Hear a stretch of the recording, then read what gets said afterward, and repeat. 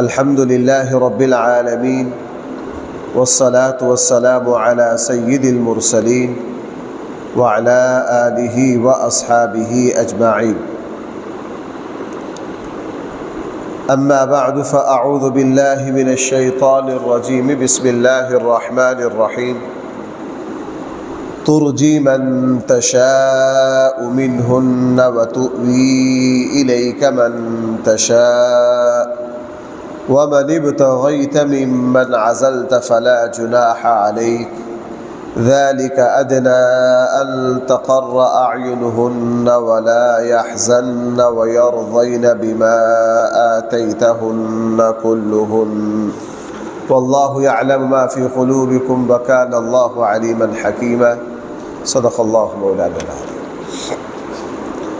تو رسول اکرم صلی اللہ علیہ وسلم کو ایک خاص حکم قرآن کریم نے یہ دیا جو رسول اللہ صلی اللہ علیہ وسلم کے ساتھ خاص ہے کہ آپ کی جو ایک سے زائد بیویاں ہیں آپ پر ان کی باری ہرگز لازم نہیں ہے. آپ جس بیوی کے پاس رہنا چاہیں رہ سکتے ہیں، سفر میں جس کو لے کر جانا چاہتے ہیں لے جائیں. اگر کسی بیوی کے گھر آپ بالکل نہیں رہیں گے آپ کی مرضی.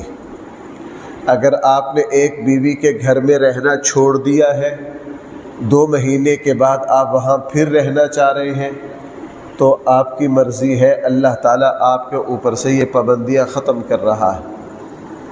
نبی کریم صلی اللہ علیہ وسلم اللہ کی طرف سے اس اجازت کے ملنے کے باوجود آپ صلی اللہ علیہ وسلم نے اس پر عمل نہیں کیا. آپ نے ساری بیویوں کی باری مقرر رکھی. آپ نے اتنی احتیاط فرمائی کہ عصر کے بعد رسول اللہ صلی اللہ علیہ وسلم اپنی سارے گھروں میں 2-2 4-4 منٹ کے لیے خیر خیریت پوچھنے جاتے تھے. حضور کی 9 بیویاں ایک وقت میں رہی ہیں. عصر کے بعد اللہ کے نبی سب کے گھروں میں چکر لگاتے تھے اور رات کی باری مقرر تھی. سفر میں جانا ہو رسول اللہ صلی اللہ علیہ وسلم قرہ اندازی فرماتے. جس بیوی کا نام نکلتا یا ساری بیویوں میں سے 1 کا 2 کا جن کا قرہ میں نام نکلتا ان کو ساتھ لے کر سفر میں جاتے. رسول اکرم صلی اللہ علیہ وسلم کو اللہ نے خیبر فتح ہوا، بنی قریظہ وغیرہ کی مالی غنیمتیں عطا کی تو رسول اللہ صلی اللہ علیہ وسلم اخراجات میں بھی پوری رعایت کے ساتھ انصاف کے ساتھ ساری بیویوں کو برابر اخراجات دیتے. ایک حکم تو قرآن کریم نے یہ بیان کیا.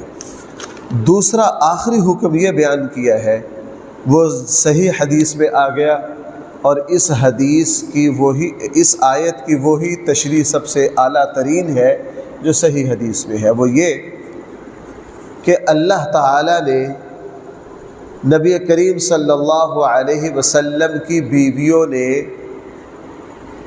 جب اخراجات میں وسعت کا مطالبہ کیا، یہ بات چند رکوع پہلے گزر چکی ہے.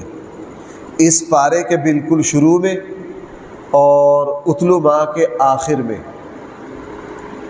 یہ بات میرے اور آپ کے سامنے آئی تھی کہ بنو قریظہ کی مال غنیمت، بنو قریظہ کا مال غنیمت جب رسول اللہ صلی اللہ علیہ وسلم کے پاس آیا، مدینہ منورہ میں مالی وسعت آئی تو رسول اللہ صلی اللہ علیہ وسلم کی بیویوں نے نبی کریم صلی اللہ علیہ وسلم سے مطالبہ کیا کہ ہمارے اخراجات میں اب وسعت کی جائے. اللہ کے نبی کو یہ مطالبہ اچھا نہیں لگا. اللہ کے نبی صلی اللہ علیہ وسلم 1 مہینہ کے لیے ساری بیویوں سے الگ ہو گئے اور 1 مہینہ کے بعد رسول اللہ صلی اللہ علیہ وسلم جب گھر تشریف لائے تو سب سے پہلے حضرت عائشہ کے پاس تشریف لائے. حضرت عائشہ سے یہ فرمایا کہ تمہاری مرضی، فخر و فاقے کے ساتھ،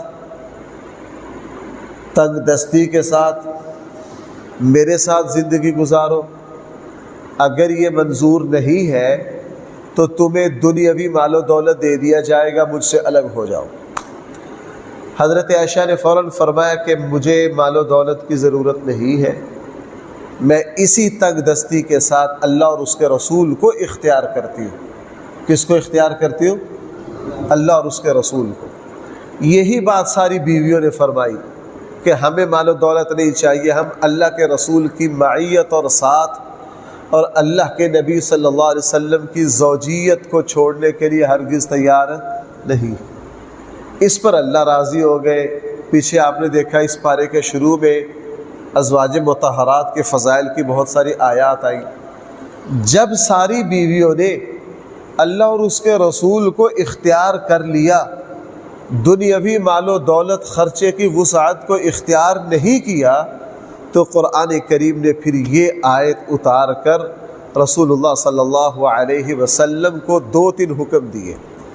پہلا حکم یہ دیا، نبی جی یہ بیویاں آپ کے ساتھ وفاداری فخر و فاقہ کے ہونے کے باوجود بھی 100% آپ کی شایان شان آپ کے ساتھ زندگی گزار رہی ہے، دین کو، اسلام کو، احادیث کو محفوظ کر رہی ہے، دوسروں تک پہنچا رہی ہے، لہٰذا آپ آئندہ سے مزید نکاح نہیں کریں گے۔ آپ آئندہ سے مزید نکاح، اس آیت کے بعد رسول اللہ صلی اللہ علیہ وسلم نے کوئی مزید نکاح نہیں فرمایا۔ اللہ تعالیٰ نے جتنی بیویاں اس آیت کے وقت موجود تھیں حکم دے دیا کہ جو بیویاں آپ کے پاس ہیں اب یہ یہی رہیں گی، آپ مزید کوئی اور بیوی نہیں کر سکتے۔ بھائی میری بات سمجھ گئے؟ دوسرا حکم یہ دیا کہ آپ ان بیویوں میں سے کسی کو تبدیل بھی نہیں کر سکتے۔ اب ایسا نہیں کہ آپ ان میں سے کسی بیوی کو طلاق دے کے اس کی جگہ دوسری لے آئیں، ایسا بھی نہیں کر سکتے۔ کیوں؟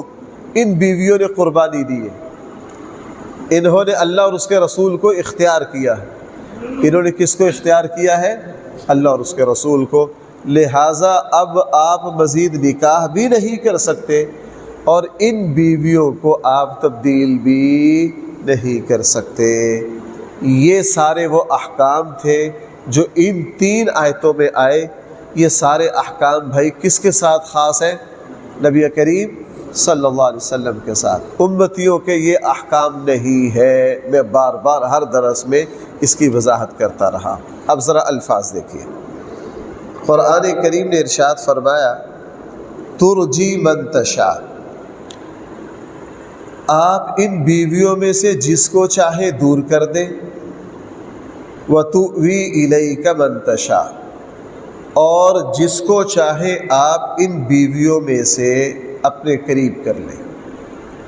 وَمَنِ ابْتَغَيْتَ مِمَّنْ عَزَلْتَ، اگر کسی بیوی کو دور کرنے کے بعد دوبارہ آپ قریب کرنا چاہیں، فَلَا جُنَاحَ عَلَيْكَ، پھر بھی آپ پر کوئی حرج نہیں ہے۔ ذَلِكَ أَدْنَىٰ، یہ بات زیادہ قریب ہے، أَن تَقَرَّ أَعْيُنُهُنَّ، کہ ان بیویوں کی آنکھیں ٹھنڈی ہو جائیں، وَلَا يَحْزَنَّ، یہ بیویاں غمزدہ بھی نہیں ہوگی، وَيَرْضَيْنَ بِمَا آتَيْتَهُنَّ كُلُّهُنَّ، اور راضی ہو جائیں گی جو کچھ آپ ان سب کو دیں گے۔ قرآن کریم نے بڑی زبردست بات فرمائی ہے، نبی جی آپ پر باری بھی نہیں ہے، کوئی احکام بیویوں کا آپ پر نہیں ہے، اس کے باوجود جب آپ ان میں 100% انصاف کریں گے تو یہ بیویاں اس پر خوش بھی زیادہ ہوں گی، یہ آپ کا شکریہ بھی ادا کریں گی، اور اس سے ان کے دلوں کو سکون بھی ملے گا۔ اور ایسا ہی ہوا۔ ساری بیویاں سمجھتی تھی کہ اللہ کے نبی پر باری ہرگز لازم، پھر بھی رعایت کر رہے، تو یہ بیویاں پہلے سے زیادہ شکر گزار تھی نبی کریم صلی اللہ علیہ وسلم کی۔ قرآن اسی کا تذکرہ کر رہا ہے، واللہ یعلم ما فی قلوبکم، اللہ تعالیٰ جانتے ہیں جو کچھ تمہارے دلوں میں ہے۔ وَكَانَ اللَّهُ عَلِيمًا حَكِيمًا، اللہ جل جلالہ ہر بات کو 100% جانتے ہیں۔ حلیمہ، وہ بہت زیادہ بردبار ہے۔ آگے فرمائے لا يحل لك النساء من بعد، نہیں ہے آپ کے لیے مزید بیویاں اس کے بعد، آپ کے لیے مزید بیویاں اس کے بعد حلال نہیں ہیں۔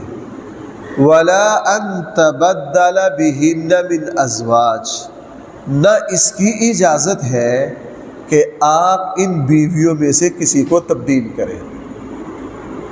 آپ اب کسی بیوی کو تبدیل بھی، اور اللہ کے نبی نے بھائی ایسے کیا بھی نہیں ہے۔ پھر اس آیت کے نازل ہونے کے وقت جو حضور کے نکاح میں 9 بیویاں تھیں، رسول اللہ صلی اللہ علیہ وسلم کی وفات تک وہی 9 بیویاں حضور علیہ السلام کے ساتھ رہی۔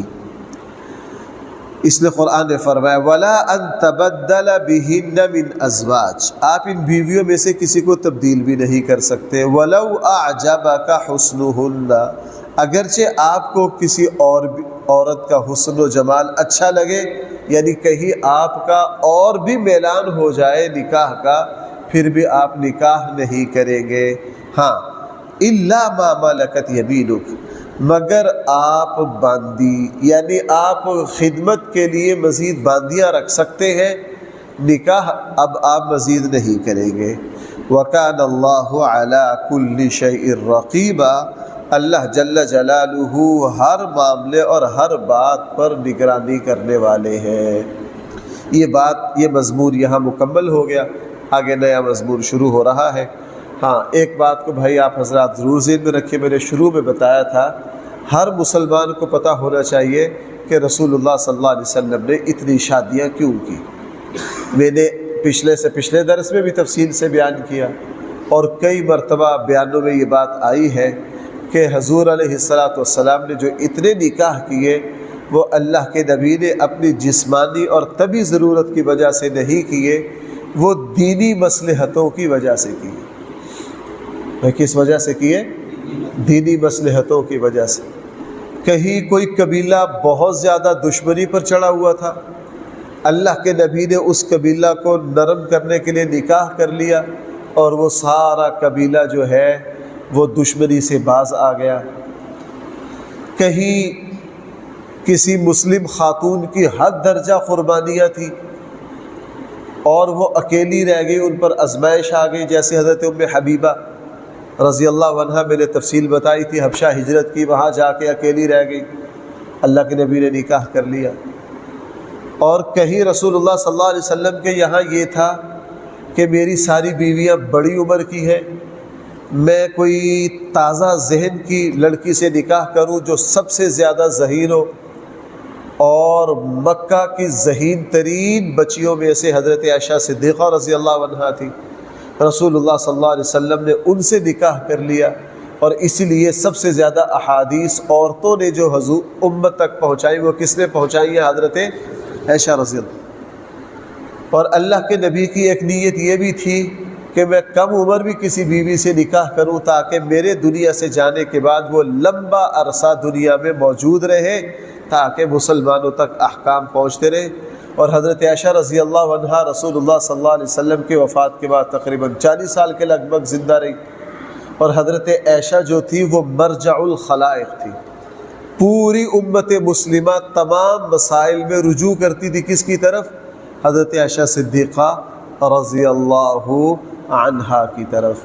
اس طرح اور بہت ساری حکمتیں تھیں، یہ تو چند ہے، باریکی میں جائیں تو اہل علم نے اس پر بڑا تحقیقی کام کیا کہ کس کس بیوی سے کتنی احادیث امت تک پہنچی، کیسے کیسے پہنچی، پھر کس کس بیوی کے کتنے شاگرد ہیں، حدیث کے کن لوگوں نے حضرت عائشہ سے احادیث لی، حضرت ام سلمہ سے لی، حضرت زینب سے لی، وہ احادیث امت میں پہنچ کر کس طرح ان سے اسلام کی تشریح ہوئی۔ تو یہ اسلام کا ایک عظیم الشان باب ہے۔ میں یوں کہہ سکتا ہوں، میں صرف سمجھانے کے لیے کہہ رہا ہوں، رسول اللہ صلی اللہ علیہ وسلم کی سنت کو 20 سے 22%، 23% تک حضور کی سنت کو جو محفوظ کیا ہے وہ رسول اللہ صلی اللہ علیہ وسلم کی بیویوں نے کیا ہے۔ بھائی کس نے کیا ہے؟ یہ میں جو 22% کہہ رہا ہوں، یہ میں تخمیناً کہہ رہا ہوں، اندازے سے کہہ رہا ہوں۔ اگر گہرائی میں جائیں گے تو انشاءاللہ تقریباً یہی تناسب بنے گا کہ حضور کی سنت کا 20-22% حصہ وہ ہے بھائی جو کنہوں نے محفوظ کیا؟ بیویوں نے، اور ان کو پوری امانت اور دیانت کے ساتھ کس تک پہنچایا؟ مثلا چلو ایک مثال لے لیجئے، رسول اللہ صلی اللہ علیہ وسلم کی زندگی میں قرآن ادھر ادھر لکھا ہوا تھا، قرآن کریم ادھر ادھر لکھا ہوا تھا۔ جب قرآن کریم کو جمع کیا گیا تو 10 جگہ حضور کی بیویوں کی گواہی آئی۔ کیوں؟ بھائی میری بات سننا، حضرت عائشہ رضی اللہ عنہ فرماتی ہے قرآن کریم کی کوئی آیت ایسی نہیں وہ نازل ہوئے ہو اور مجھے اس کے نازل ہونے کے اسباب کا پتہ نہ ہو، قرآن کی ایسی کوئی آیت نہیں، بلکہ آدھے سے زیادہ قرآن کی آیات حضرت عائشہ سمجھتی تھی کہ یہ میرے سامنے اتری ہے، فلاں موقع پر اتری ہے، مجھے اس کا علم ہے۔ بھائی میری بات سمجھ رہے؟ تو اس طرح کی، اس لیے رسول اللہ صلی اللہ علیہ وسلم نے جو 4 سے زائد شادیاں کی ان میں یہ حکمت تھی، ان میں یہ مصلحتیں تھیں، اس وجہ سے رسول اللہ صلی اللہ علیہ وسلم نے اتنے زیادہ نکاح فرمائے۔ اللہ تعالیٰ مجھے اور آپ کو قرآن کریم کا صحیح فہم عطا فرمائے۔ الحمدللہ رب العالمین والصلاة والسلام علی سید المرسلین وعلی آلہ واصحابہ اجمعین۔ ربنا آتنا فی الدنیا حسنہ وفی الآخرۃ حسنہ وقنا عذاب النار۔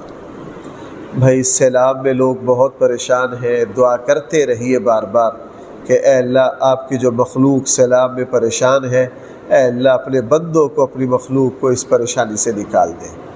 ہمارے دوست قاری صابر صاحب یہاں بھی کئی مرتبہ آئے ہیں جلال پور پیر والا میں، ان کا بہت برا حال ہے، 8-8 10-10 فٹ پانی ہے ان کے گھروں میں، مویشی مر چکے ہیں، گھر والے سارا خاندان منتشر ہے، کسی نے کہا کہیں، کوئی کہیں ہے، کوئی کہیں ہے، بار بار مجھ سے دعاؤں کا کہہ رہے، تو آپ حضرات دعا کر دیجئے اللہ تعالیٰ ان کے لیے بھی اور سارے متاثرین کے لیے اللہ جل جلالہ جلدی سے جلدی اللہ اس آزمائش سے ان لوگوں کو نکال دے۔